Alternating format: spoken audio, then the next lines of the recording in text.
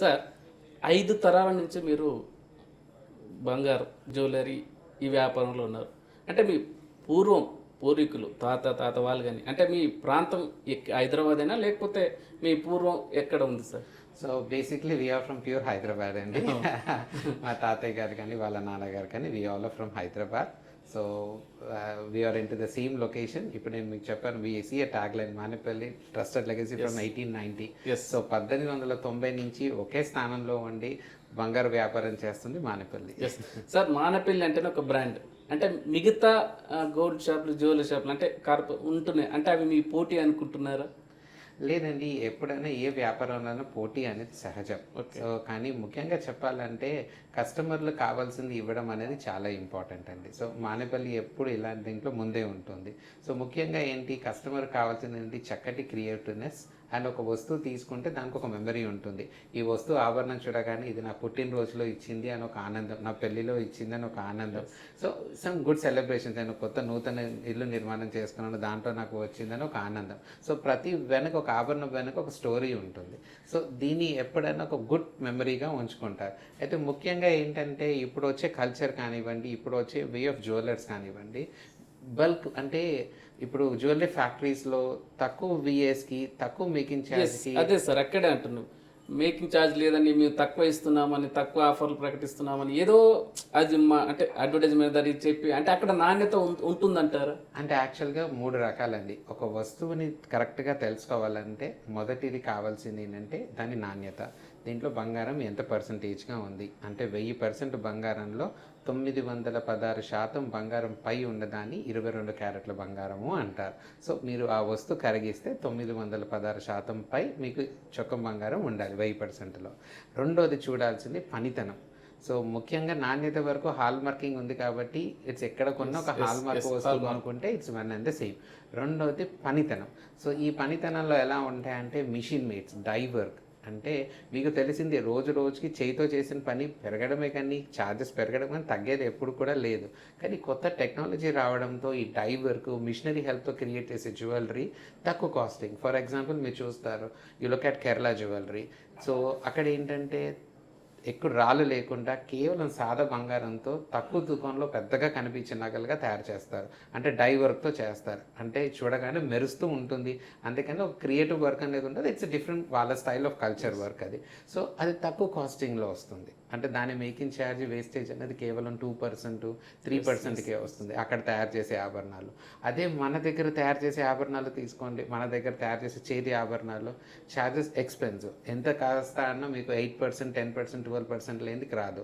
So అక్కడ చేసే ఆభరణం కూడా 916 హాల్ మార్కే, ఇక్కడ చేసే ఆభరణం కూడా 916 హాల్ మార్కే. కానీ ఇక్కడ చేసిన దానికి ఛార్జీలు ₹2 ఎక్కువ, అక్కడ చేసిన దానికి ₹2 తక్కువ. ఏంటంటే ఇట్స్ డై త్రూ మిషన్ వర్క్తో చేసింది చౌక, హ్యాండ్ వర్క్తో చేసింది ఖరీదు. అదే కాకుండా ఒక ఆభరణాన్ని క్రియేట్ చేయాలంటే ఒక సమయం పడుతుంది. సో ఒక మాస్టర్ కూర్చున్నారు, ఒక డిజైన్ క్రియేట్ చేస్తున్నారు. ఒక ఆభరణం తయారు చేయడానికి 4 రోజులు పట్టింది అనుకోండి, దాని విఏ ఛార్జెస్ దాని తగ్గట్టుగా ఉంటాయి. అదే ఒక ఆభరణం చేయడానికి 10 రోజులు పట్టింది అనుకోండి, దాని విఏ ఛార్జెస్ కూడా ఆ విధంగా ఉంటాయి.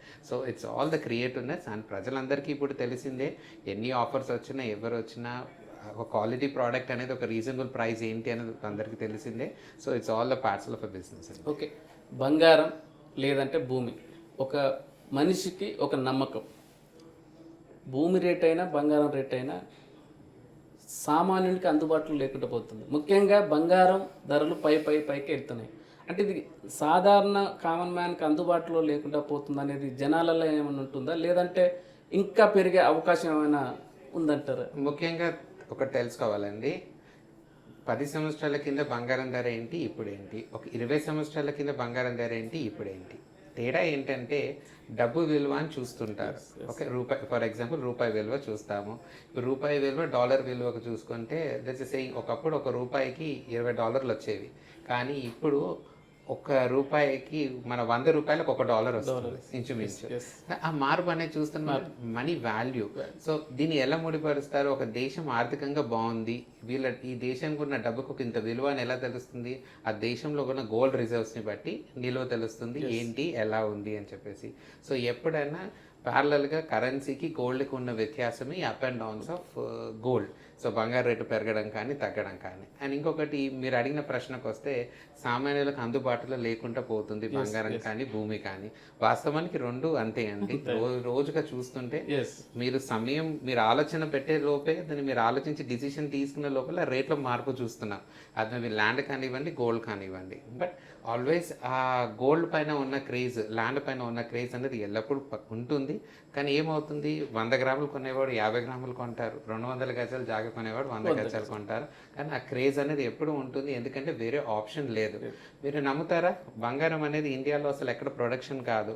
మనం కొనే ప్రతి గ్రామ్ బంగారం మనం ఇంపోర్ట్ చేసుకున్న బంగారమే. మీ అందరికి తెలిసిందే. రీసెంట్ గా ఎన్నడూ ఏ ప్రధాని మాట్లాడిన విధంగా మన ప్రధాని బంగారం కొనకండి అని కూడా మాట్లాడారు. ఒక సందర్భంలో ఇలాంటి ఓపెన్ స్టేట్మెంట్ ఇచ్చారు, ఒక సంవత్సరం వరకు దయచేసి బంగారం కొనకండి. కానీ దాన్ని చెప్పే ఉద్దేశం ఏంటంటే బంగారం ఆభరణాల విషయంలో కాదు, బంగారం ఎక్స్చేంజ్ చేసి కొనుక్కునే దాంట్లో కాదు. తను ముఖ్యంగా చెప్పే విషయం ఏంటంటే చాలా మంది డబ్బు ఉట్టిగా ఉంది అని చెప్పి గోల్డ్ రేటు పెరుగుతుందని చెప్పి గోల్డ్ బిస్కెట్స్ కానీ బార్స్ అని చేయడం జరుగుతుంది.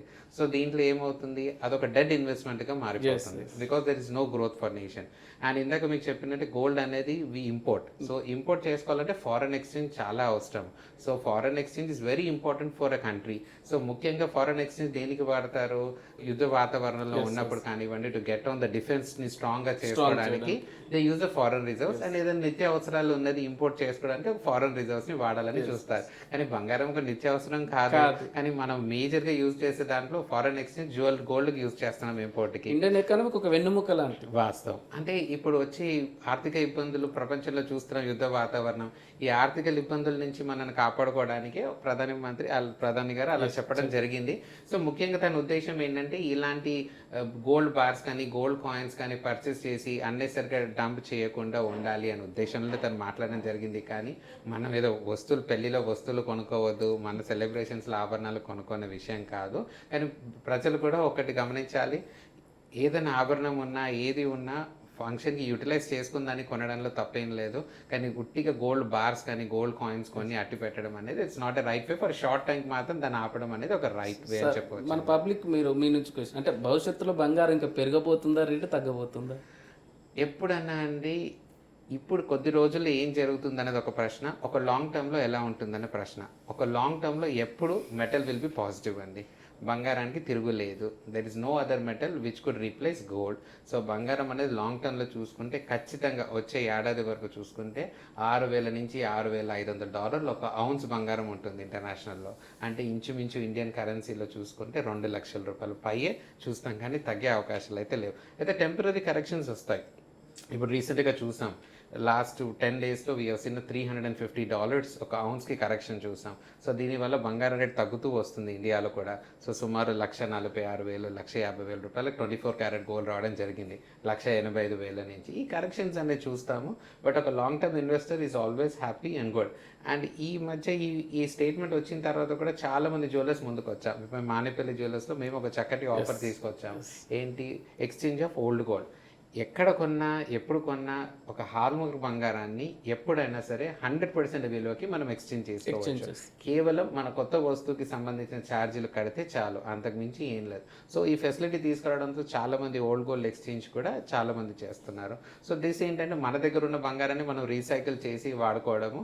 This is the way supporting the nation in other way అన్నట్టు కదా. This is what we can say to the customers.